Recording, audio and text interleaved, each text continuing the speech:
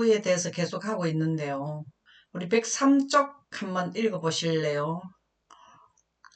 가로되 주의 강림하신다는 약속이 어디 있느뇨. 조상들이 잔 후로부터 만물이 처음 창조할 때와 같이 그냥 있다고 기록하였다. 우리는 바로 이 말을 공공연한 불신자에게서뿐만 아니라 우리나라에서 설교단을 차지한 많은 사람들에게서 거듭 듣고 있지 않은가? 그들은 다음과 같이 부르짖는다. 그리스도께서 오시기 전에 온 세계가 회개하고 의인이 1000년 동안 왕노릇할 것이므로 놀랄 이유가 전혀 없다. 평안하다 평안하다 만물은 태초에 있었던 것 같이 계속된다. 궁걱정하는 사람들의 흥분시키는 기별에 아무도 불안해하지 마시오. 그러나 천년기에 대한 이 같은 교리는 그리스도와 그분의 사도의 가르침과 조화하지 않는다. 네, 예수께서는 예, 네, 예, 감사합니다. 이거 좀 전에 한 것 같네. 그렇죠? 음, 우리가 지금, 어, 첫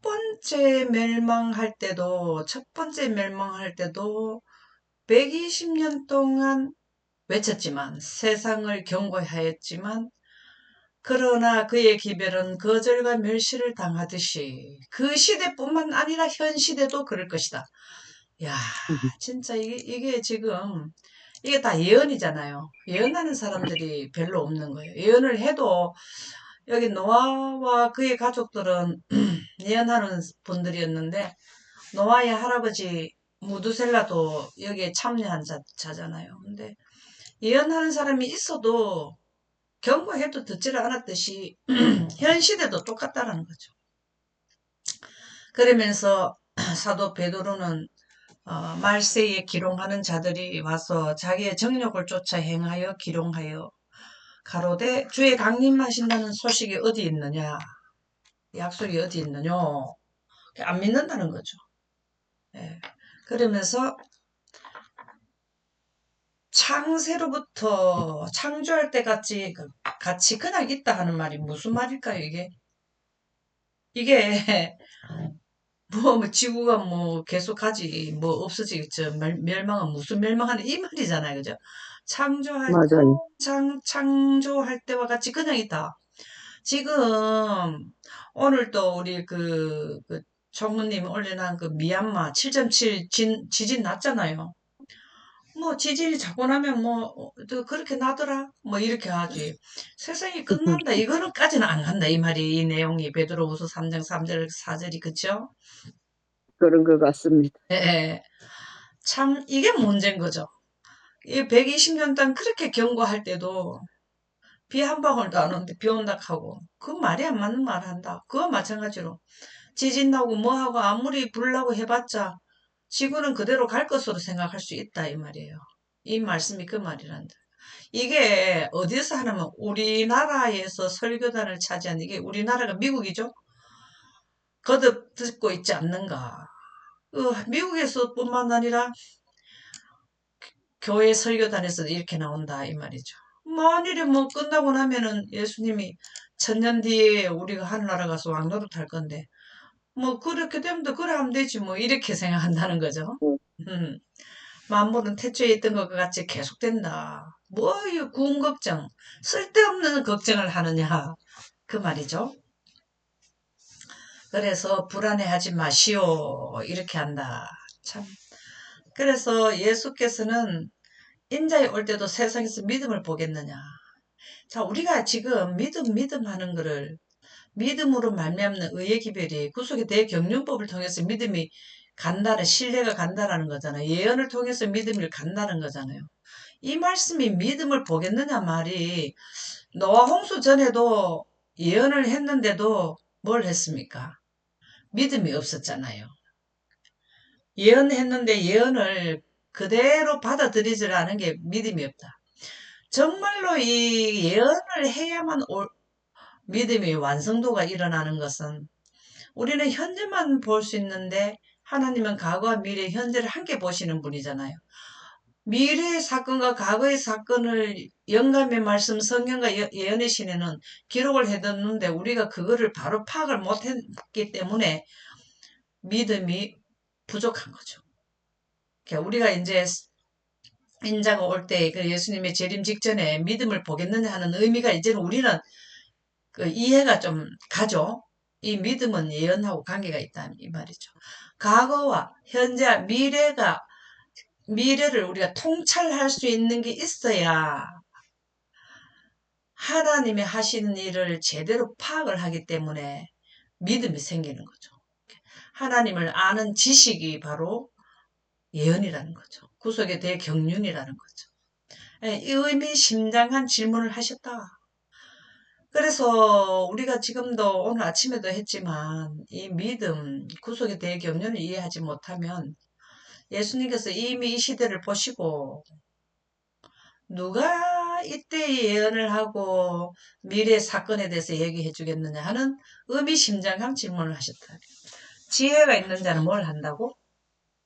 지혜가 있는 자들은 하나님 뜻을 예언을 1335일에 대해서 깨닫는다. 다니엘 12장 11절에 13절에 나오잖아요. 그죠?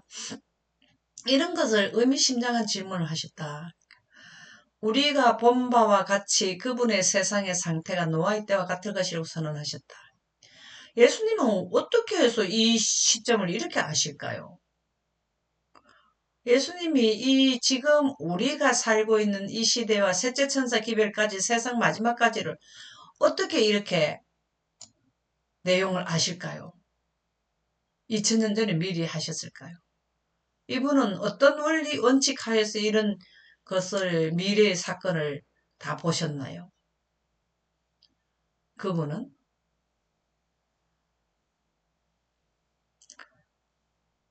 예수님은 늘 뭘 구하셨어요? 성령을 구하셨죠. 그러면은 예수님이 늘 나가시기 전에 기도하셨는데 그때 영광이 내려왔죠. 그랬을 때 과거, 현재, 미래를 항상 보게 되었죠. 예. 그래서 이분은 그래서 미래의 예언을 하실 수가 있었다. 예수님은 우리는 지금 딱 닥친 예언, 현재 기별, 셋째 천사 기별에 우리는 몰두해야 되지만 예수님께서는 그 시대 사건이 아닌데도 우리에게 미리 알려주셨어요. 우리도 전체를 과거와 현재, 미래 전체를 볼 수 있는 영안이 있어야 된다 이 말이죠. 그게 바로 하나님의 영광 가운데서 과거와 현재, 미래가 펼쳐지기 때문에 이것은 늦은 비 성령을 받는 것이고 지금 현재는 영광을 설명했는 설명서인 성령과 영감의 말씀의 기록에 의해서 우리가 이해를 하게 된다. 우리가 본 바와 같이 그분의 세상의 상태가 노아의 때와 같을 것이라고 선언하신다. 바울이 끝날이 가까울수록 악이 증가된 것을 보리라고 우리에게 경고한다. 디모데전서 4장 1절 성령이 밝히 말씀하시기를 후일이라는 건 미래죠. 어떤 사람들이 믿음에서 미혹해하는 영과 귀신의 가르침을 쫓으리라. 이게 뭘까요? 이게요.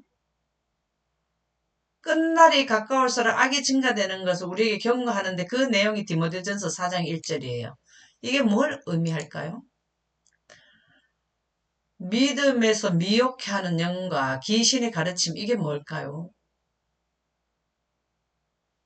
영혼 불멸설. 아닙니다. 이게 지금 경고하는 게 오늘 아침에 우리 공부했죠. 그죠?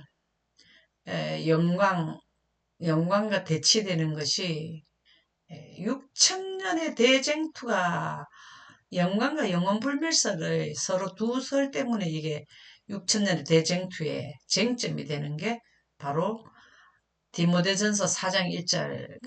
마지막에 가까울수록 악이 증가하는 것은 영혼 불멸설이 학대된다, 확산된다라는 말이잖아요. 그죠? 그 사도는 말세에 고통하는 때가 이르리니 이 고통이 스트레스라 이렇게 하는데 우리가 지금 사는데 스트레스 많이 받죠. 불이 나니까 온 동네가 지금 걱정이에요. 오늘도 우리 집에 집안에 손 좀 봐주러 오신 분이 아유 지진이 이렇게 크게 났네요. 지금 그 문제가 우리나라가 더 걱정이에요. 이래. 진짜 지금 우리도 지금 빨리 불이 꺼져야 되는데, 그죠? 그는 경건의 모양을 가진 자들 가운데서 발견될 놀라운 제1난표를 제시한다. 이거 했구나. 제1난표가 나오는 거 보니까 했네. 그는 경건의 모양을 가진 자들 가운데서 놀라운 제1난표를 표시한다. 이게 뭘까요? 경건의 모양을 가진 자들 가운데서 발견될 이게 뭘까요? 경건의 모양을 가진 자 가운데서 이걸 어떤 류의 사람을 말하는 걸까요? 명목상의 교인, 네, 그 명목상의 교인을 조금 더 설명을 하게 되자면, 자세히 설명을 한다면,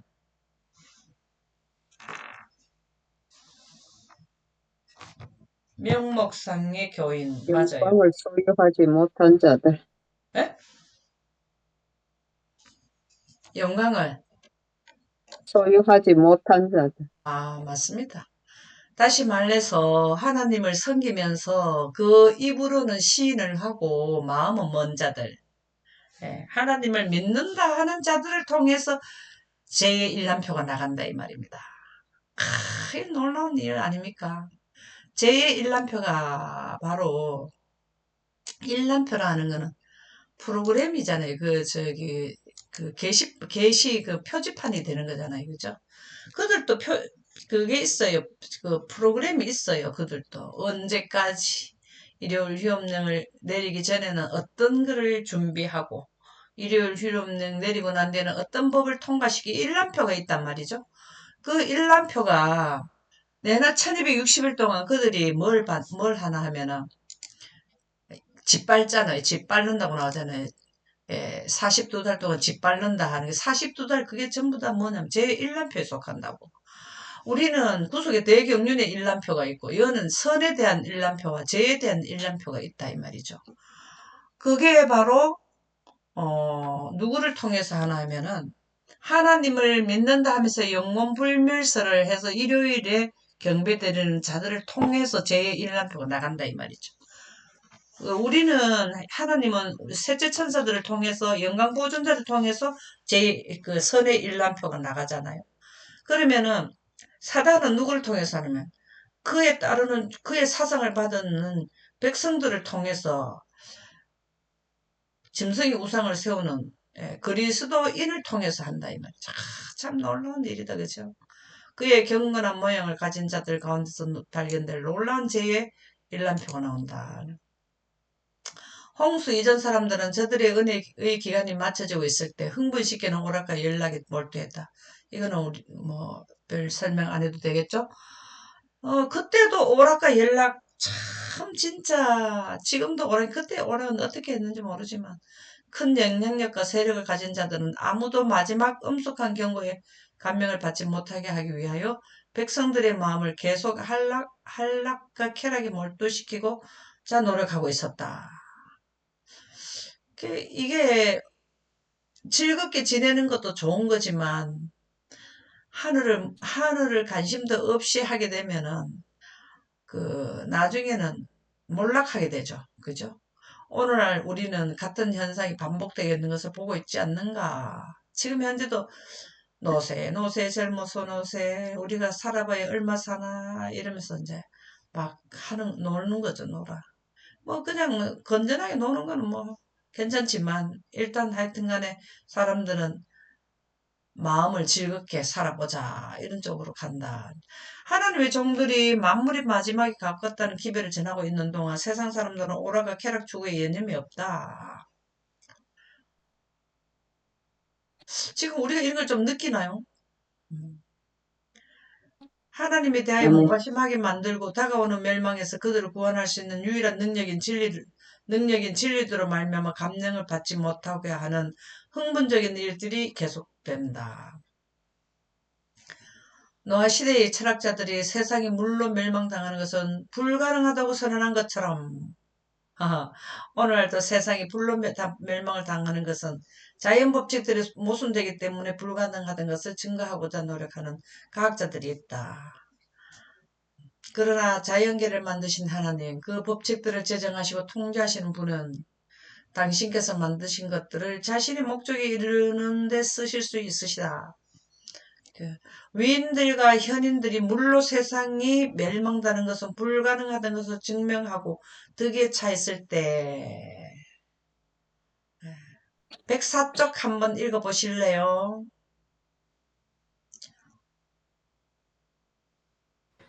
백성 내의 두려움이 진정되었을 때 모든 사람들이 노아의 예언을 기만으로 여기고 그를 광신자로 바라보았을 때 바로 그때 하나님의 정하신 때가 다가왔다.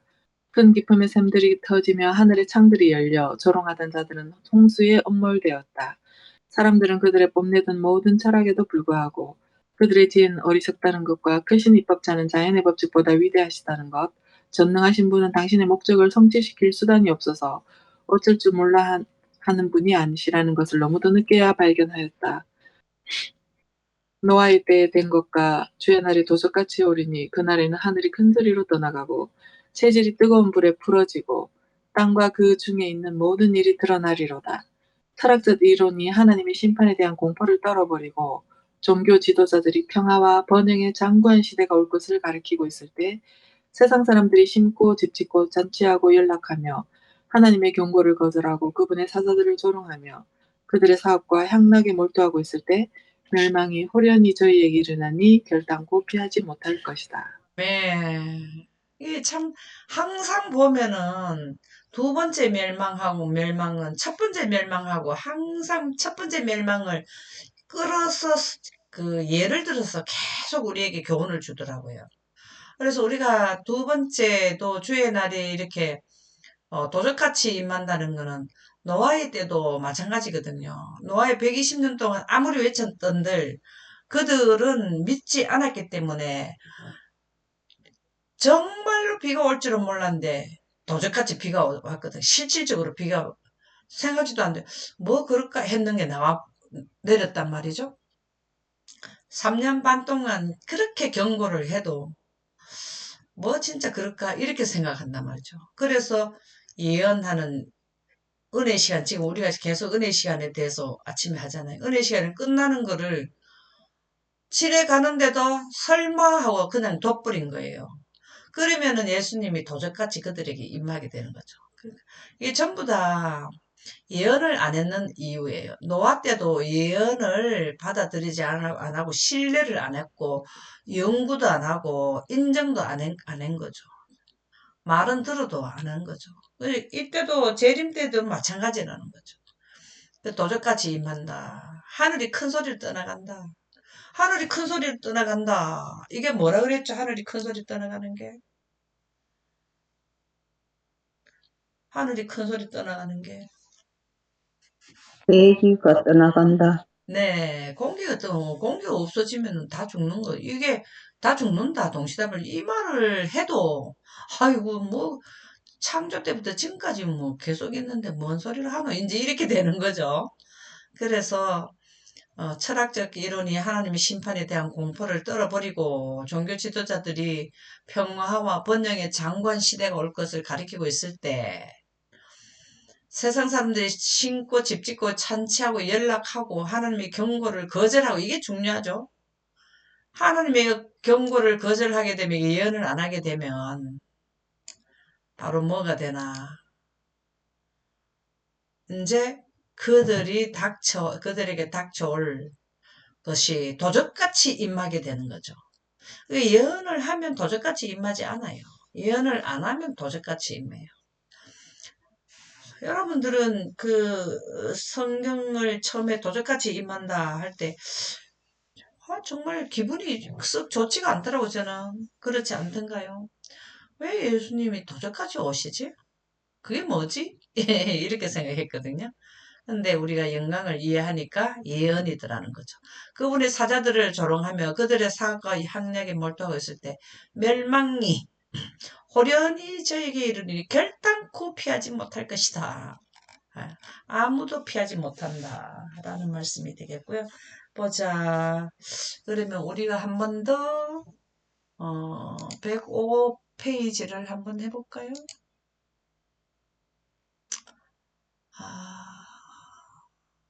제가 이거 했고, 홍수 후.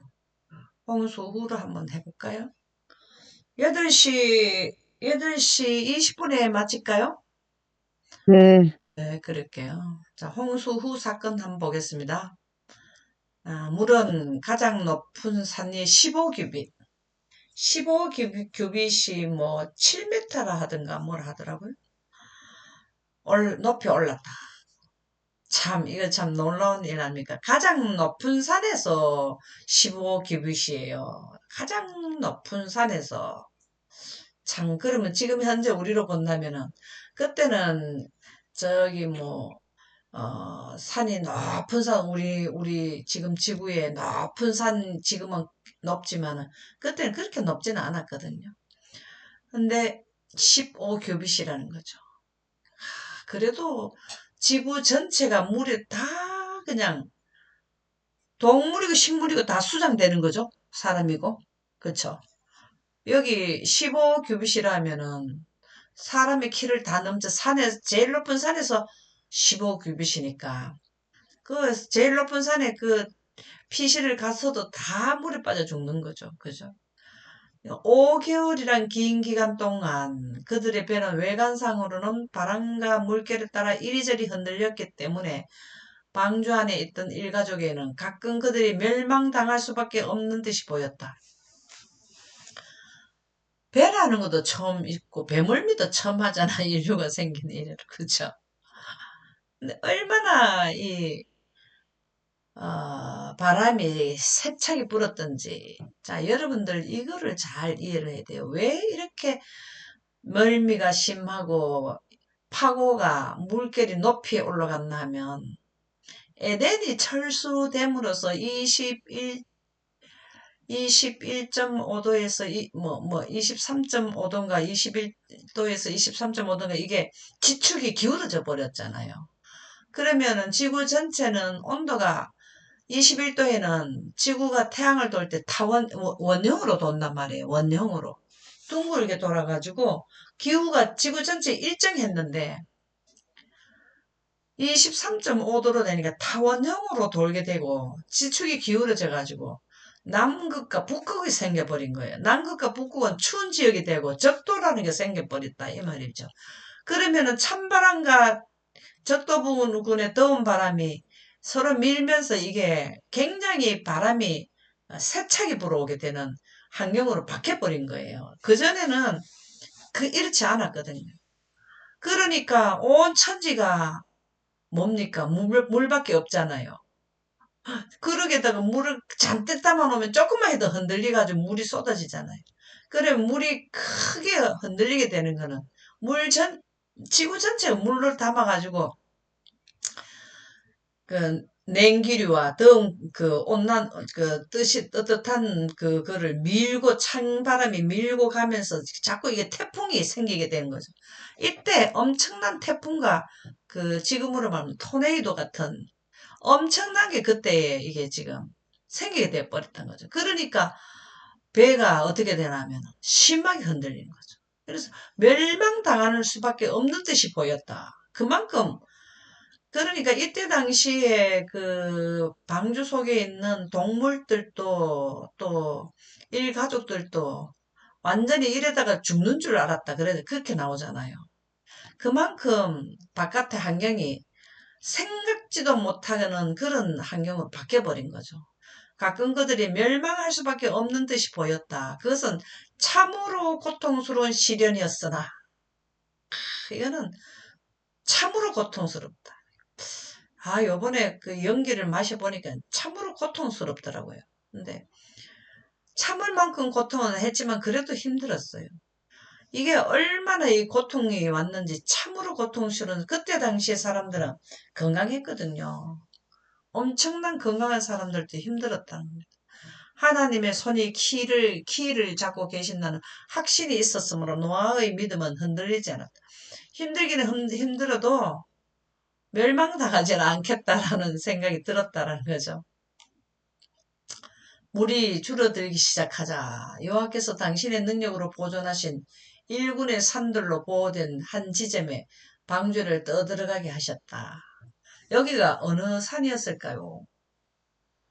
방주를 떠밀어 이었는 데가 어딜까요? 아라랏산이라 그랬죠. 아라랏산, 그죠? 이 산들은 서로 조금밖에 떨어져 있지 않았으므로 방주는 이 조용한 안식처 안에서 움직였으며, 이 산들은 서로 조금밖에 떨어져 있지 않았으므로, 그러니까 말하자면 우리가 배를 대는 그 항구처럼 그런 지역이다라는 거죠. 방주는 이 조용한 안식처 안에서 움직였으며, 더 이상 끝없는 대양으로 돌아다니지 않았다. 여기에 지금처럼 뭐 부산항 이런 식으로 이 항구처럼 돼 있는 대로 들어가지 않았으면 끝없이 지구를 계속 떠돌아다녔을 거라는 거죠. 이것은 폭풍우에 시달려 지친 항해자들에게 큰 안도감을 줬다. 그러니까는 움직여도 그 안에서 조금씩 움직이는 지역에 들어갔다라는 거죠. 그죠? 항구 같은 데를. 노아와 그의 가족들은 다시 지상으로 나오고자 하는 마음이 간절하였습니다. 야, 아까 얼마나 했습니까? 5개월 긴 기간 동안, 그죠? 그 다음에 40주야도 비도 왔죠? 그러면 얼마가 되는, 근 1년 만에 나오게 되는 거예요. 1년, 계산을 하면은, 근 1년 만에 나왔을 것 같아요. 육지에 살다가 배 안에서 그렇게 지내는 게 쉽지 않겠죠? 어.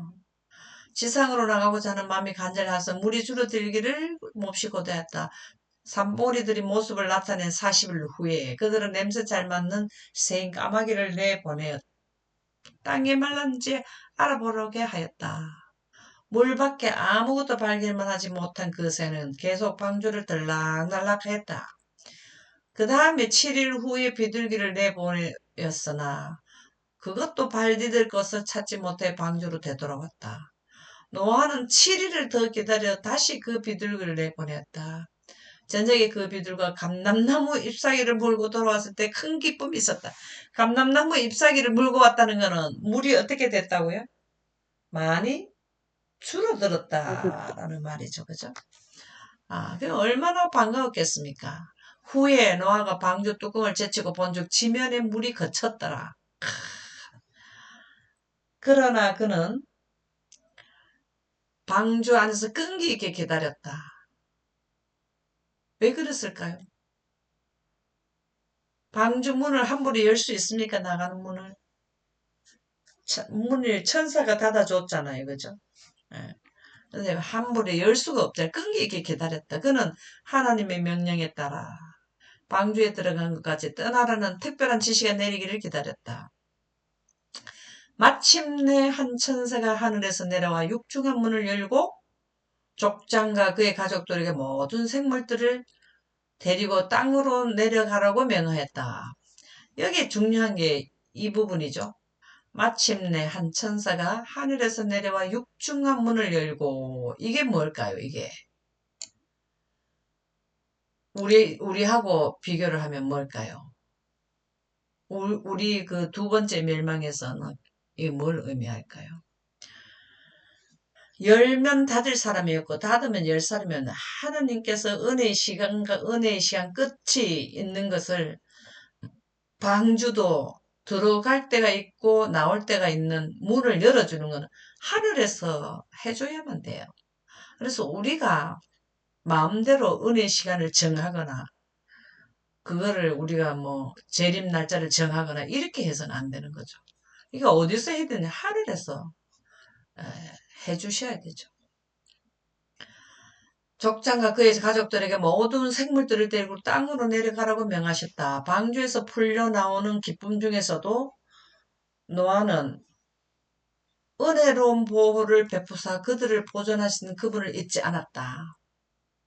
그가 방주에 나와서 처음으로 한 일은 제단을 쌓고 각종 정결한 짐승과 새들 중에서 희생을 드려서 구원에 대한 그의 감사를 하나님께 드린 일이었다. 먼저 제단을 쌓았다라는 거죠. 그죠? 그는 그같이 함으로 위대한 희생 제물이신 그리스도께 대한 그의 신앙을 나타냈다. 이 제사는 주를 기쁘시게 했으며 족장과 그의 가족뿐 아니라 땅에 살게 될 모든 사람에게 축복을 가져주었다. 여호와께서 그 향기를 훈명하시고 그 중심에 이르시되 내가 다시는 사람으로 인하여 땅을 저주하지 아니하리니 땅이 있을 동안에는 심음과 거둠과 추위와 더위와 여름과 겨울과 낮과 밤이 쉬지 아니하리라. 여기에서 굉장히 중요한 내용이에요. 이게 무슨 말인가 하면 심을 때가 있고 거둘 때가 있다 이 말입니다. 심을 때가 있고 겨울이 이때부터 겨울과 여름 이게 나와요. 자, 이 말이 무슨 말인가 하면은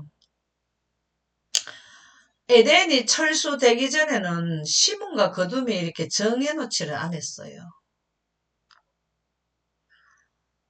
성층권에 물층이 있을 동안에는 비닐하우스를 생각하시면 돼요.